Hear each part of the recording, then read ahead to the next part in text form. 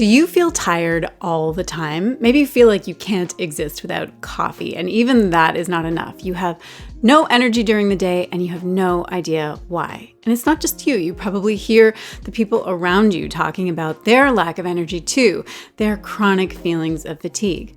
So many of us feel like this, just tired all the time. According to the Centers for Disease Control and Prevention, fatigue is one of the most common reasons people visit their healthcare provider.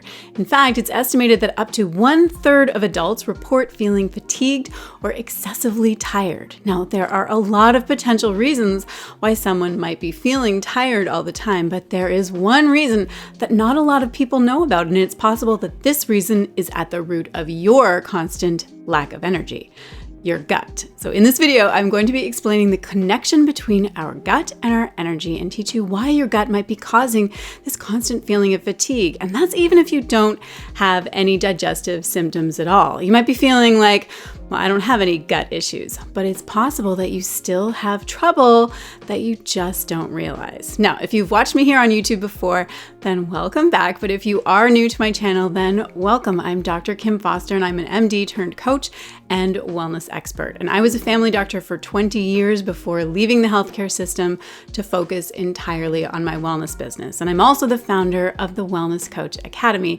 where I train the next generation of wellness coaches. And here on YouTube, I talk about wellness and business and share all kinds of tips to help you master the art of living well. And if those are things that you're interested in, then go ahead and subscribe because I upload new videos every week. Now, let's talk about the connection between your gut and your energy. When it comes to feeling tired, there are a lot of potential causes and everybody is different. So first off, it's important to talk to your healthcare provider to assess for some of the common causes of fatigue, like anemia or hypothyroidism or diabetes.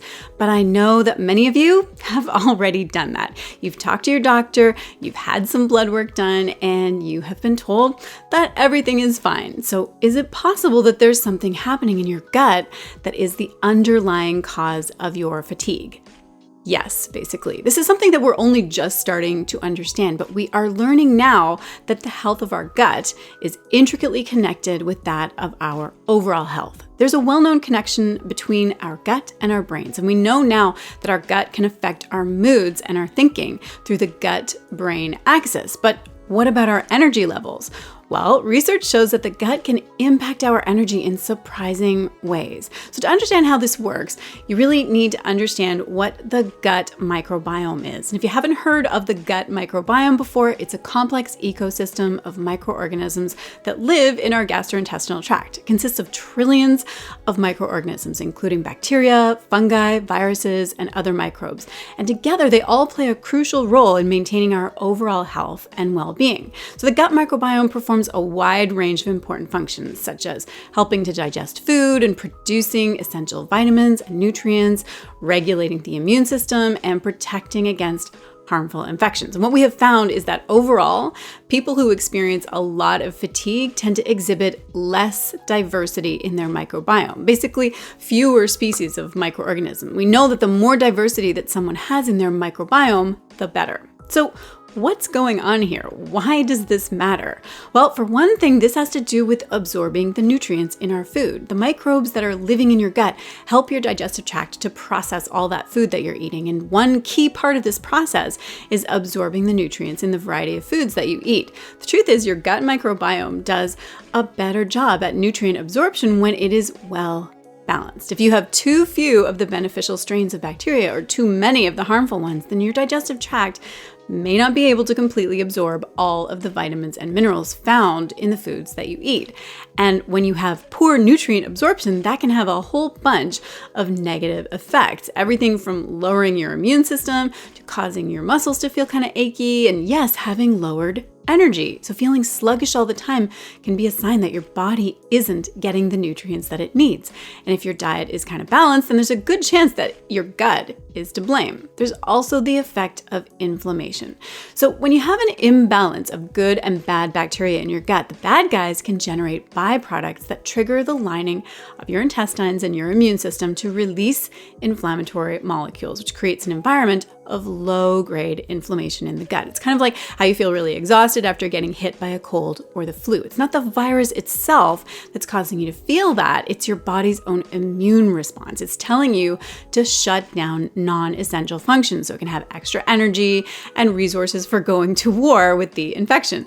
When you have the flu, you kind of crawl under the covers and just watch Netflix for a few days, and of course then it passes. But when you have chronic low-grade inflammation in your gut happening all the time, that creates that vague feeling of being tired that's kind of lurking in the background, and it can last for months or even years. So now that we're starting to get a sense of what the problem is, the next question is, what do we do about it? So basically, it all comes down to improving your gut microbiome, which will improve your gut health as a whole.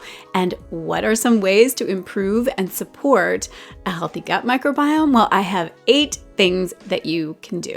The first is to eat whole, unprocessed foods. When you eat a diet rich in whole foods, mostly plants, that can help to nourish the beneficial bacteria in your gut. You also want to eat a diverse range of foods because there are hundreds of species of bacteria in your intestines, each of which plays a specific role in your health and requires different nutrients for growth. And as we talked about, a diverse microbiome is a healthy one.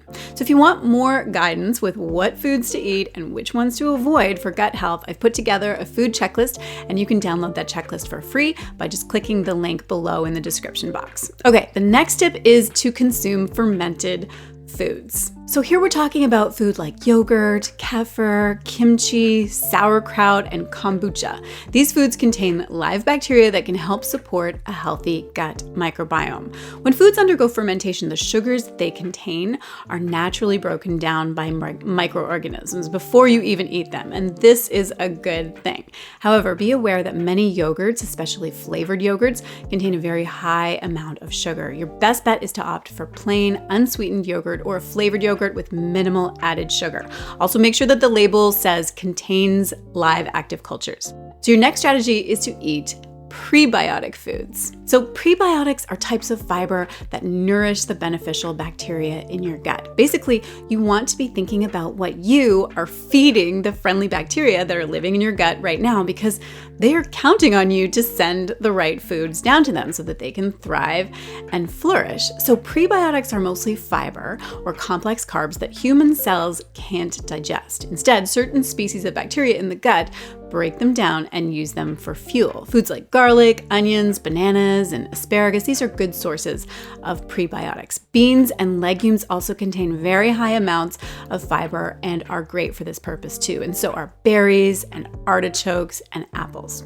Okay, next up, let's talk about probiotics. In addition to the dietary changes that you can make to improve your gut health, you might also choose to take a probiotic supplement. Now, probiotics contain live bacteria that can help replenish the beneficial bacteria in your gut. And this one probably needs to be the subject of a future video, since I know that there are a lot of products on the market now and it can be confusing and hard to know which probiotic can be best for you. So stay tuned for that.